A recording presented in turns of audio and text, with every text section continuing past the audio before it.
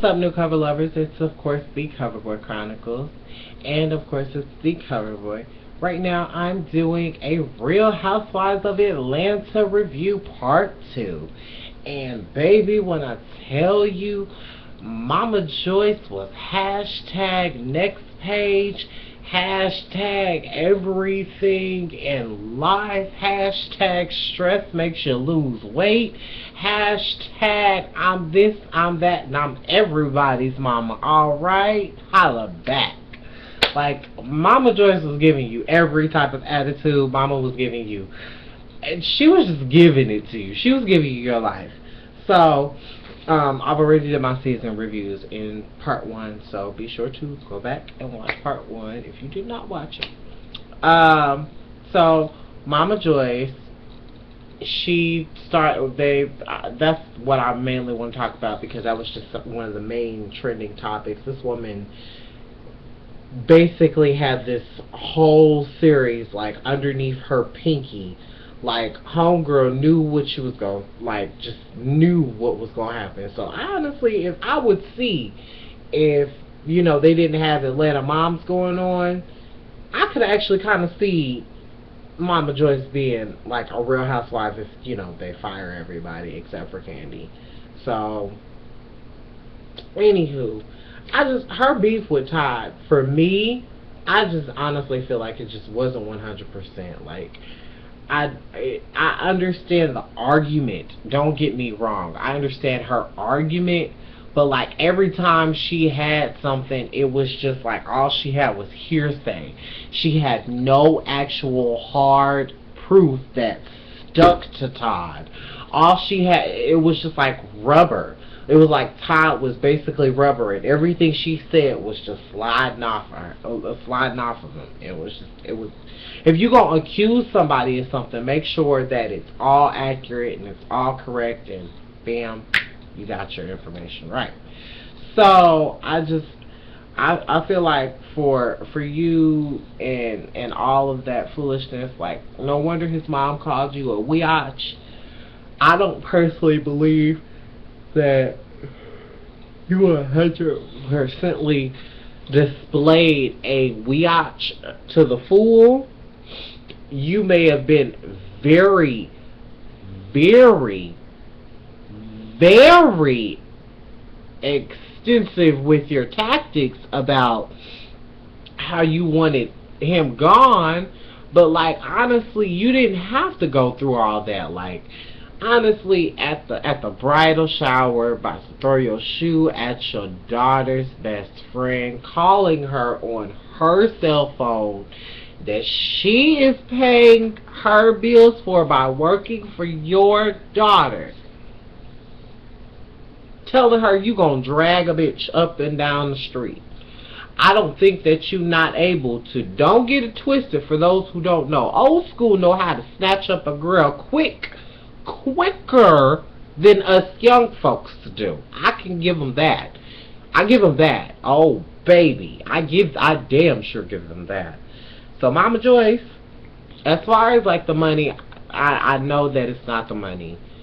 I understand that you have a very deep connection with Riley and that there's nothing in this world that you wouldn't do to protect your daughter and your grandbaby.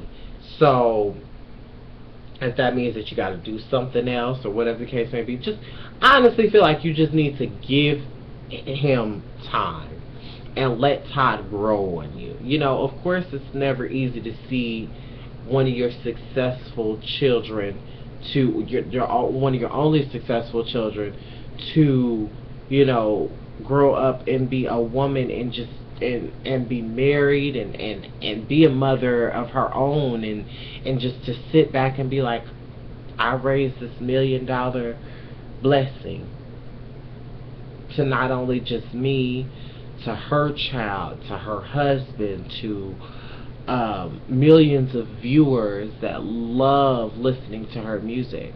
It's bigger than that. So I can see how it was. I can see how it was for her. And I live for Mama Joyce partially for this season. So down to Neanderthal. She gets one snap. I give her a snap for this part of the reunion, mainly because she got Kenya together to start with. I live for that.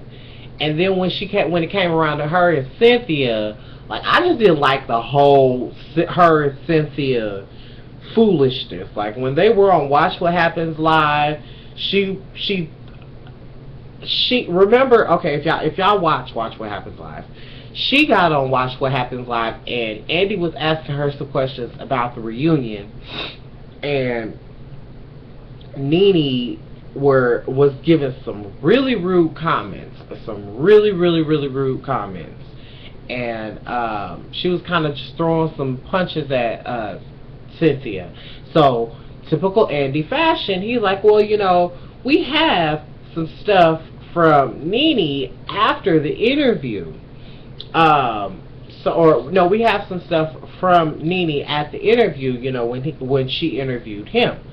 So he plays it back for her, and then she comments on it, and so a few moments pass, and then Nene tweets talking about some foolishness and just don't use our argument to stay relevant on the show, this, that, and the third. Like, it's amazing when you call somebody's husband a bitch, how much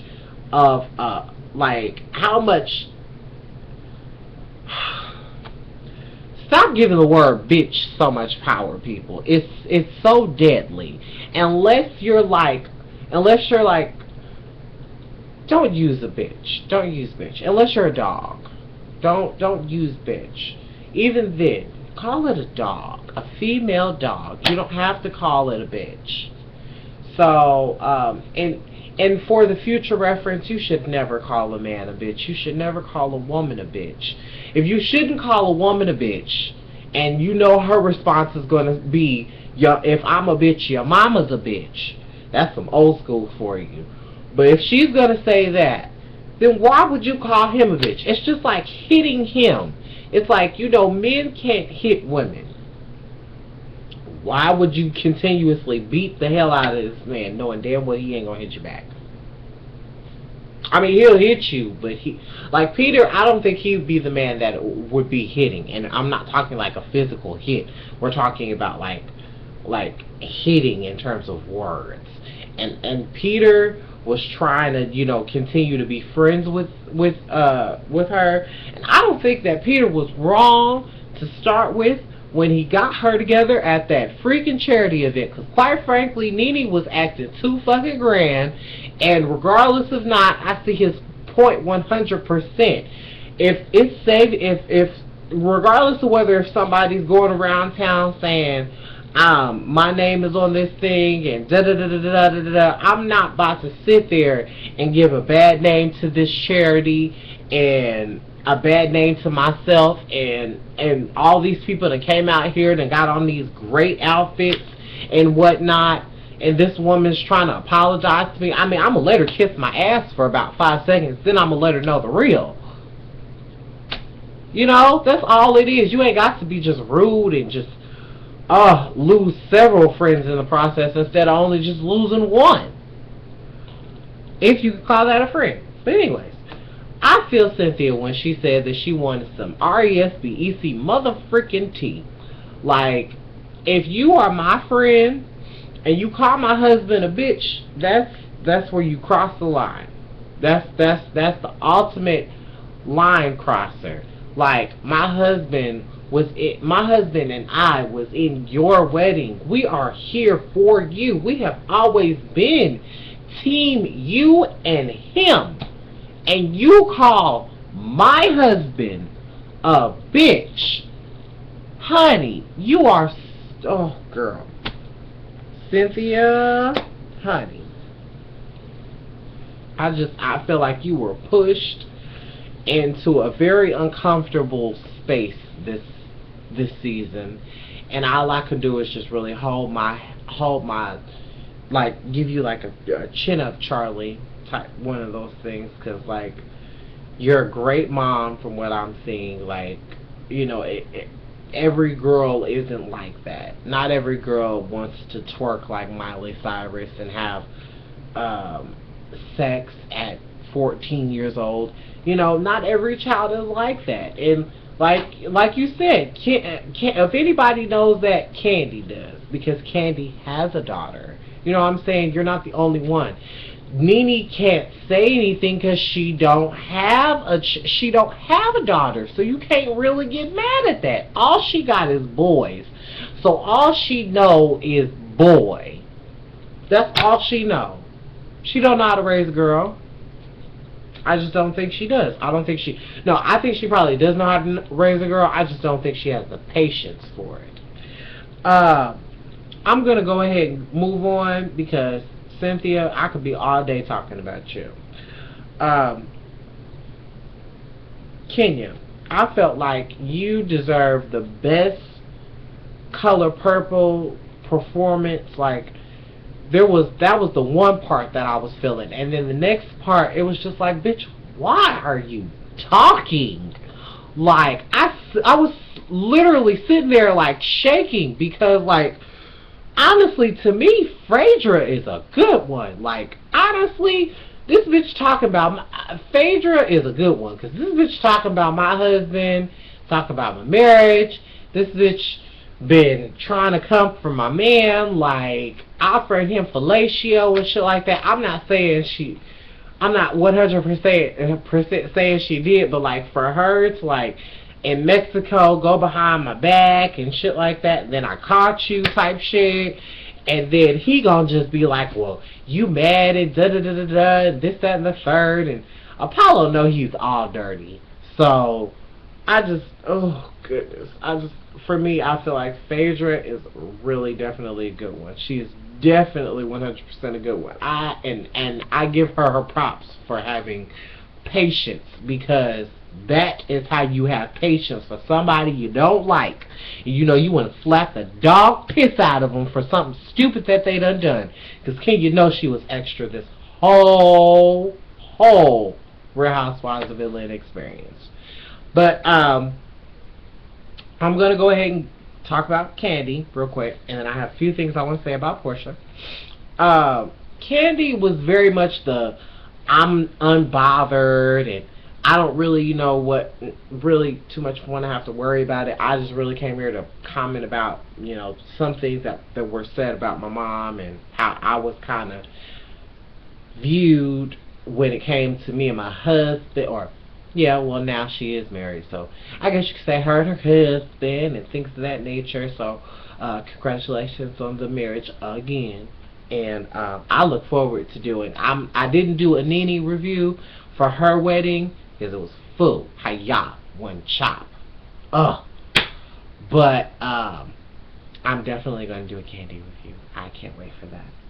Portia was speaking of View. Portia was on The View sometime this week, actually, and Nene was on there, and they were chatting it up about how Kenya's such a big bully and she's a provoker. Quite frankly, I feel like, and they had her on TMZ as well, and Kenya was like, I can't respond to this and I can't respond to that. They was like, well, what do you think about her mugshot? I can't respond to that. Bitch, what can you respond to? Because your mouth was all the way open through the whole season, through the whole reunion. So now you choose now to not say anything. Girl, open your mouth and speak up. Say something. Say something. You scared you're going to get mollywopped again. Anyways, Portia was just I'm very much team Portia for this. I really do believe that, Portia was provoked and that she was egged on, and it just was extra, and she didn't need the queen stick. She didn't need that. That's extra.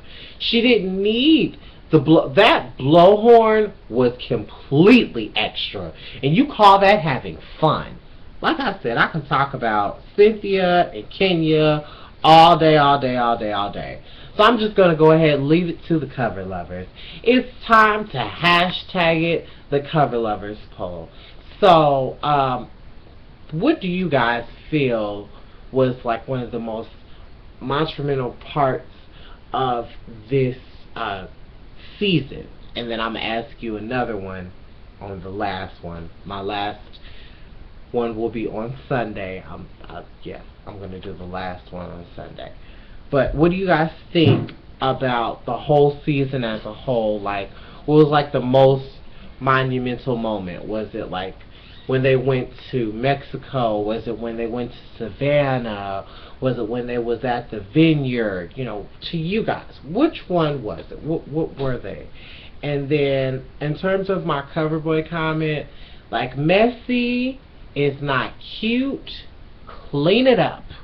That is really what I would have to say for that. So, Kenya, oh girl, I hope you get fired. I really do. I hope you get fired. That's all I got to say about that.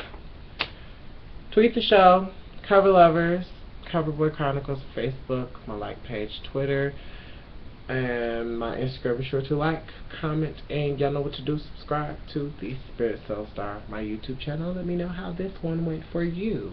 Okay? Alrighty, babes. Deuces.